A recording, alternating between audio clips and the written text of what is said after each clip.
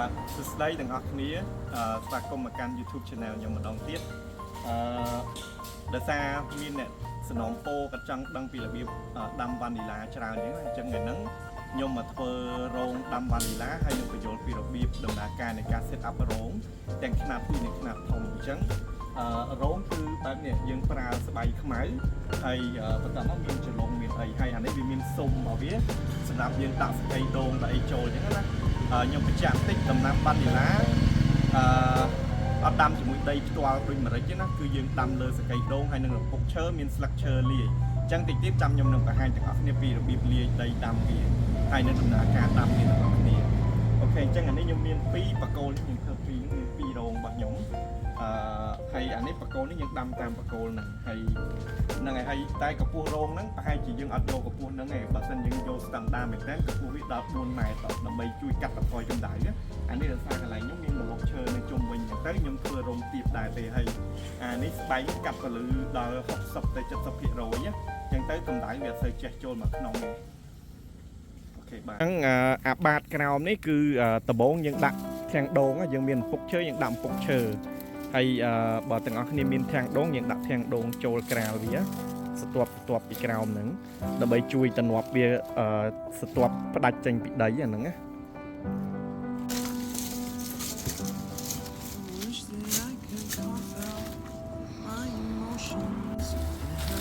ចឹងយើងដាក់វាតំណប់ដូចអញ្ចឹងទាំងអស់គ្នាក្រាលផ្ដាច់ layer វាពីក្រោមផ្ដាច់ស្ទាប់ដីយើងដាក់ធាងដូងអញ្ចឹងល្អព្រោះវាឆាប់ពុកអញ្ចឹងណាហើយវ៉ានីឡាវាជួយចិត្តជាតិរំពុកឈើយ៉ាងไงពុកហ្នឹងហើយបកគោលចលងនេះយើងអាចធ្វើកម្ពស់2ម៉ែត្រក៏បាន2ម៉ែត្រកន្លះក៏បានឥឡូវនេះខ្ញុំដាក់ទៅ1ម៉ែត្រកន្លះទេដោយសារ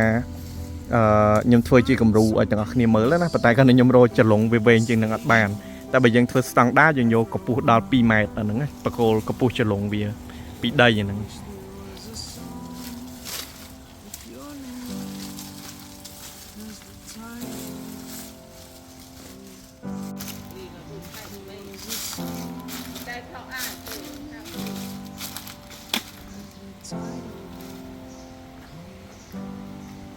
នេះអាបាតក្រោមហ្នឹងដូចទាំងអស់គ្នាឃើញហ្នឹងគឺយើងដាក់អញ្ចឹងមានឈើបំពុកអីស្លឹកឈើអីណាលាយវាមកធាងដូងអីបន្ទាប់មកចាំយើងដាក់ស្ទាប់ layer ទី2ហើយចាំមើលចាំបន្តិចខ្ញុំបង្ហាញទាំងអស់គ្នាក្នុងវីដេអូហ្នឹងសួស្តីហ្នឹងហើយអញ្ចឹងខ្ញុំចង់ប្រាប់ទាំងអស់គ្នាបន្តិចពីបកគោលណារបៀបយើងធ្វើបកគោលហ្នឹងគឺយើងមិនដាក់ចម្រឹងលាតអញ្ចឹងណាមិនដាក់ចលងលាតអញ្ចឹងទេចាំបន្តិចអានេះខ្ញុំចងកណាត់ណាករណីដោយសារជាទូទៅបើយើងធ្វើឲ្យស្តង់ដារយើងដាក់សណាញ់ហើយពាត់សកៃដូងប៉ុន្តែដោយសារកន្លែងខ្លះគាត់ពិបាករោសកៃដូងអញ្ចឹងយើងអាចប្រើកណាត់រុំ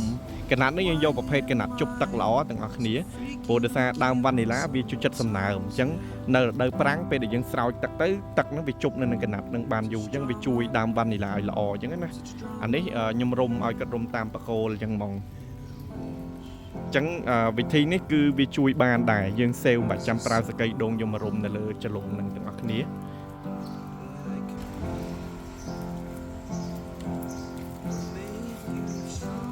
ខេស្ដីទាំងអស់គ្នាអញ្ចឹងសារឡើងខ្ញុំធ្វើតែភ្លៀង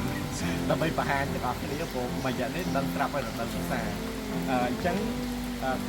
អានេះគឺស្ទាប់ក្រោមពេលដែលយើងដាក់ស្ទាប់ក្រោមហើយស្ទាប់ទី2គឺយើងចាក់សកៃដូងចូលអានេះជាសកៃដូងដែលខ្ញុំអត់ត្រាំជីទេសកៃដូងគេច្រាំដុំក៏បានដល់គ្នាអាចប្រើអាសកៃដូងដែលគេបកមកតាមសម្បកវិញក៏បានដែរហើយយើងចាក់វានៅស្ទាប់ទី2ហ្នឹងទាំងអស់គ្នាចាក់ទៅមកអូខេ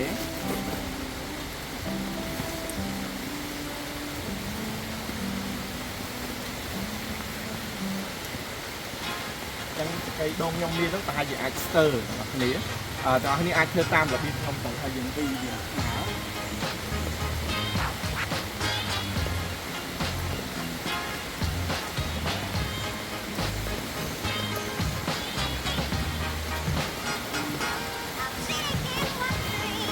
ចាក់សកៃដូងនេះទាំងអស់គ្នាអាចដាក់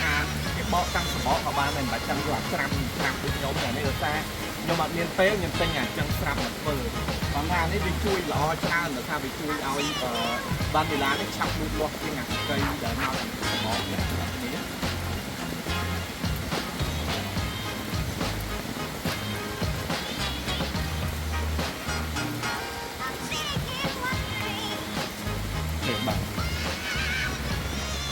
ចឹងអាសកៃដងនេះយើងអាចបាវាទាំងអស់គ្នាបាដើម្បីឲ្យ level វាស្មើគ្នាចាំមិនយើងបាឲ្យស្មើសពអញ្ចឹងណាអានេះយើងនៅមានមួយស្ទាប់ទៀតនៅស្ទាប់លើអានេះខ្ញុំស្ទាប់ទី2ឯងខ្ញុំដាក់សកៃដងច្រាមហ្នឹង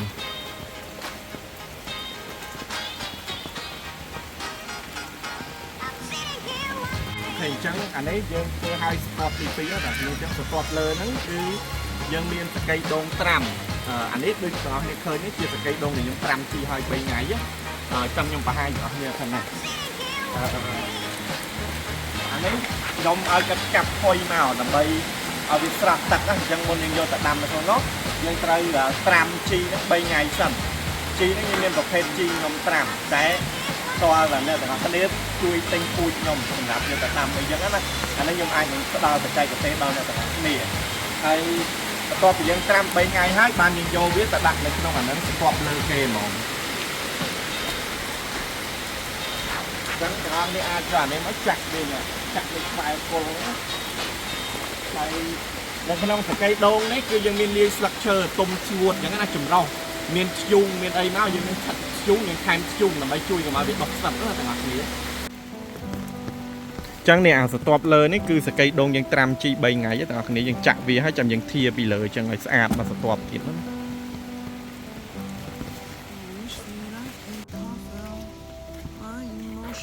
ហើយទាំងអស់គ្នាចឹងយើងចាក់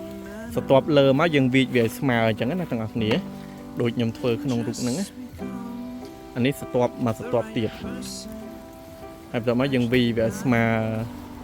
សពមកបានយើងចាប់ផ្ដើមយកពូជមកដាក់ដាំនៅនឹងអូខេទាំងអស់គ្នាអញ្ចឹងបន្ទាប់ពីយើងមើលដំណាក់កាលដែលយើងរៀបចំ set up ដីពីទាំងនេះឃើញយើងរួចហើយជំហានបន្ទាប់គឺយើងយកពូជមកដាំហើយខ្ញុំបញ្ជាក់បន្តិចនៅលើដីស្ទាប់លើនេះទាំងអស់គ្នាអាចបើមានស្លឹកឈើអាចថែមវាច្រើនកាន់តែល្អព្រោះស្លឹកឈើវាឆាប់ស្ងួតអញ្ចឹងនៅខែរដូវភ្លៀងអញ្ចឹងវាអត់ទៅមានបញ្ហាលលាំទឹកទេកាលណាវាលលាំទឹកវាអាចធ្វើឲ្យកើតជំងឺអង្គ្រានូសនៅលើវ៉ានីឡាបានប៉ុន្តែករណីហ្នឹងនៅរដូវភ្លៀងពេលយើងដាំយើងទិញទ្រីកូដេម៉ាមកបាញ់ប្រចាំរហូតហ្មងណាព្រោះករណីបើភ្លៀងជាប់ថ្ងៃគ្នាខ្លាំងពេកវាអាចរលួយដើមដែរអញ្ចឹងយើងត្រូវប្រយ័ត្ននៅខែហ្នឹងហើយចំណែកពូជអានេះពូជហ្នឹងខ្ញុំដាំពូជ Tahitensis ហ្នឹងមែនហ្នឹងហើយចលងនេះខ្ញុំនឹងធ្វើក្រោយទៀតជាមួយពូជមួយទៀតអានេះពូជ Tahitensis ហ្នឹងគឺសម្បូរអ្នកដាំជាងគេនៅស្រុកខ្មែរដោយសារពូជនេះវាស្រួលដាំស្រួលថែវាដល់សីតុណ្ហភាពអាកាសធាតុប៉ុន្មានទេអាចដាំគ្រប់ខេត្តក្រុងបានអញ្ចឹងណាទូទៅខ្ញុំដាំឲ្យគេនៅដងរែកខាងភូមិដងរែកខាងកំពង់ស្ពឺតាកែវអីគឺមាននេះហើយសំដៅតាកែវអត់ទាន់មានខាងកំពង់ស្ពឺខាងមណ្ឌលគិរីអីគឺមានផ្លែផ្កាហើយចំណែកប្រវែងពូជនេះខ្ញុំមាន2ខ្នាតអានេះខ្នាតប្រវែង1ម៉ែត្រទាំងអស់គ្នាហើយតម្លៃរបស់វាក៏ខ្ញុំមុខផ្សេងគ្នាដែរដោយសារតែមានភ្ញៀវខ្លះក៏ចង់បានវែងអានេះ1ម៉ែត្រកន្លះ1ម៉ែត្រកន្លះនេះក៏ខ្ញុំមានប្រវែងលូកដែរហើយមានអាខ្លីជាងនឹងទៀតត្រឹម8ទឹកអីចឹងណាអញ្ចឹងជំរើសទៅតាមភ្ញៀវដាំទៅតាមប្រវែងអញ្ចឹងកុំឲ្យខាតពេលយូរខ្ញុំនឹងមករៀបចំដាំឲ្យទាំងអស់គ្នាមើលជំហាននៃការដាំវ៉ានីឡាដំបូងគឺយើងត្រូវមើលខាងណាជាខាងគល់របស់វាដូចខ្ញុំកាន់មកខាងលើនេះជាខាងផ្នែកគល់របស់វ៉ានីឡាសូមទោសខ្ញុំខ្វះឡើងយូរអញ្ចឹងអានេះផ្នែកគល់អញ្ចឹងផ្នែកគល់យើងដាក់វាមកក្រៅប៉ុន្តែរាល់ការដាំវ៉ានីឡានេះទាំងអស់គ្នាអត់កប់ទាំងដីទេដោយសារតែដំណាំវ៉ានីឡាវាអត់ចូលចិត្តកប់នៅក្នុងដីទេគឺយើងសូកហើយយើងដាក់បដែនពីលើចឹងនេះណាយើងអាចដាក់ចឹងមកហើយយើងរលួសមកចង់ទុកសិន